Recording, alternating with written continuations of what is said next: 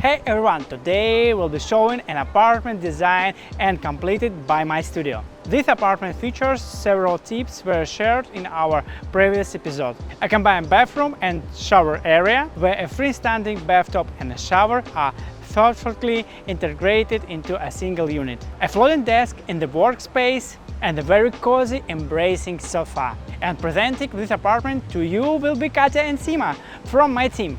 You've already seen them before here on my channel. This is a 1,507 square foot apartment designed for a young guy who wanted a premium upscale interior. Apartments in this skyscraper come in a white box finish, so our client asked to keep the layout changes to a minimum. Usually we end up changing the layout in these skyscraper apartments because they rarely fit our client's needs. But this time, we nailed the layout without even moving any walls. Pretty unique. So tell us, what areas do we have here? First, you walk into the entryway. It's combined with the kitchen living area, so it feels like one big open space with lots of air and light. From the entryway, you've got access to the walk-in closet and the guest bathroom. Then comes the kitchen living area with huge floor-to-ceiling windows and an awesome view of skyscrapers. From there, you can access the office and the master suite. The master suite includes a bedroom, a walk-in closet, and a spacious bathroom. But let's kick off the tour with the kitchen area.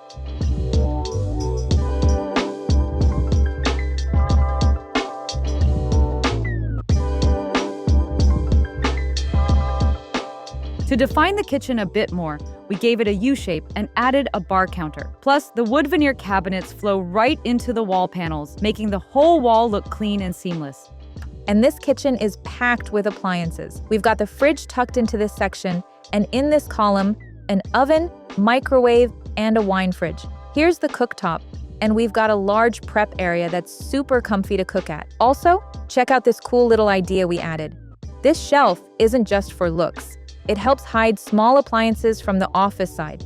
So when you're in the office, you don't see any mess. It all stays neatly tucked away. As for materials, the upper cabinets are finished in liquid metal. The lowers are wood veneer, and we use two types of quartz agglomerate, one that looks like dark marble, and the other in this classy, earthy brown tone. Speaking of cohesion, when you've got one big open space with a lot of furniture, it's really important to keep things looking unified. Otherwise, it feels choppy. So, what tricks did we use here? Besides the continuous wall material, we framed the kitchen area to make it feel like a distinct yet unified space.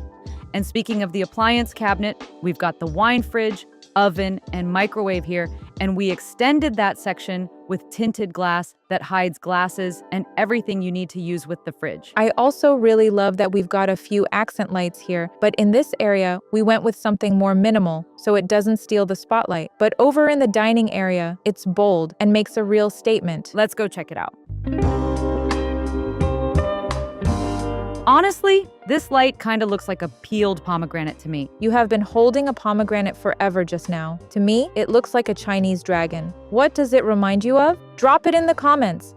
Now back to this space. Check it out. We've got a huge dining table here, absolutely stunning with a gorgeous texture. 6 chairs, all finished in genuine leather. There's also a storage area here, done in the same wood veneer as the kitchen to tie everything together. We pulled the paneling from the entryway through to here to keep the materials consistent. We pushed this block out just a bit to make it feel like an intentional built-in feature. And I really love how the wood veneer looks in this light. Look at that. Right now, the lighting hits it just perfectly. It looks so refined and elegant. So why did we choose these materials? Because the client specifically asked for a high-end, luxurious vibe in the interior, and using these natural materials really helps to bring that out. Now, moving on to the living area, we've got this beautiful, super comfy sofa in a rich, bold color. Another cool feature, we've got built-in niches for the curtains, and all the curtains are motorized, which is super convenient when you've got huge panoramic windows. You don't want to keep getting up. Just hit a button and boom, open or close. It works like a charm. Right across from us is the TV zone. Underneath is a floating console where we tucked away all the tech our client wanted. When it comes to lighting, we usually go with built-in track lights for modern interiors. But since the goal here was something visually upscale and a bit more refined, we switched things up. Went for brass-colored tracks, not built-in, more like pendant style. That also helped to visually define the square shape of the living area. All these spotlights are adjustable, so the client can aim them however they like. I could keep going and tell you all about this cozy, gorgeous rug, but I think Katya's getting bored, so let's add some energy to this tour. Which means it's time to head— Let's go to the bedroom! No, wait. Office first, then bedroom.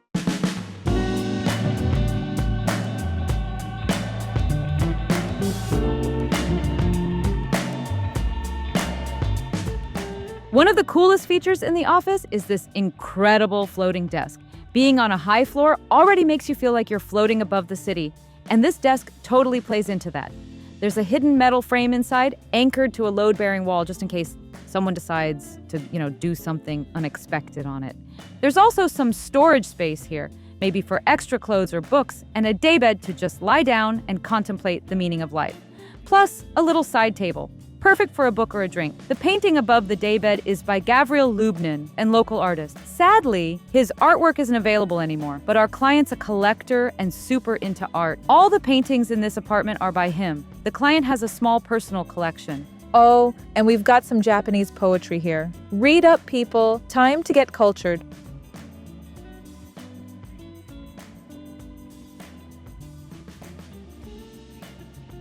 Now, let's dive into the master suite. Here we've got the bedroom, which flows into a stunning walk-in closet, and that flows right into an equally stunning bathroom. Katya, give us the big picture. What was the concept for this area? First off, when you walk into the bedroom, you're greeted by this full-length mirror. It's basically a selfie zone. It's a great spot to snap a photo or check yourself out after coming out of the closet. Below that mirror is a console finished in stone veneer. It's got a real stone-like texture. It opens up to reveal some extra storage space inside.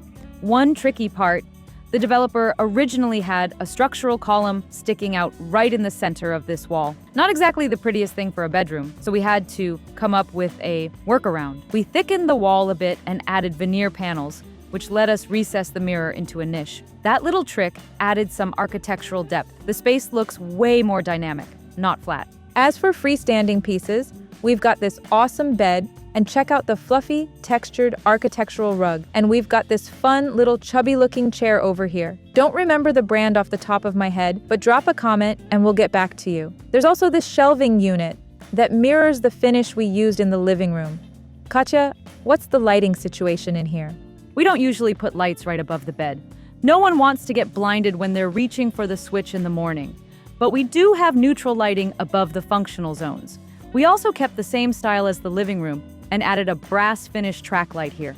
All right, what do we have here? The bedroom is separated from the walk-in closet by these beautiful partitions. They're from an Italian brand, and check out what makes them special. Glass on this side, glass on that side. Wow, I think it's seriously pretty. And they open and close so smoothly. Ugh, beautiful. Let's check out the closet.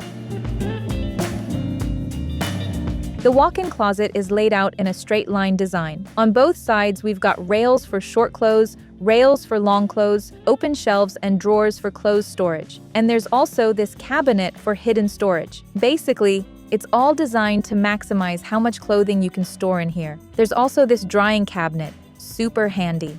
Next up, we're heading into the bathroom. Oops. Right at the entrance, we've got a little utility area. Behind the first panel, washer, dryer, and a spot for all your cleaning supplies. And here's a neat little niche. Honestly, in most of our projects, and in general, there's always the same issue. You can dry a lot of stuff in the dryer, but some laundry just can't go in there. And what ends up happening? Yep, the ugly fold-out drying rack shows up, but we were ready for that. Behind one of the panels, we added a heated wall and a pull-out section where you can hang delicates or anything that can't go in the dryer. There are two of those sections here. The warm wall helps everything dry, and it's all tucked away out of sight. On this side, there's a niche that functions as a full wet zone. We've got a shower cabin here and a bathtub with a rain shower head. All the plumbing fixtures, faucets, towel racks are in a brass finish to keep everything cohesive. It all ties in beautifully with the mirror frames too. Yep, the frames are also brass. The sink is made of engineered stone. Check this out. There's no visible drain. Instead, water flows through a slim, sleek gap along the edge of the sink. And we've got storage, cabinets for all the essentials. Creams, toothbrushes, kept completely out of sight.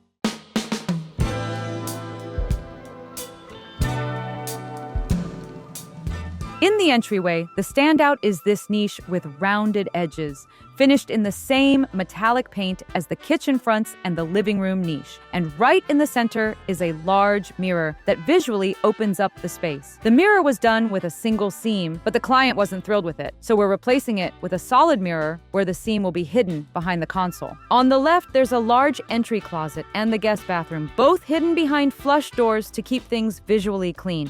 And in this little cabinet, we've got the power panel. That's what we mentioned earlier. We moved it to this wall to keep it out of sight.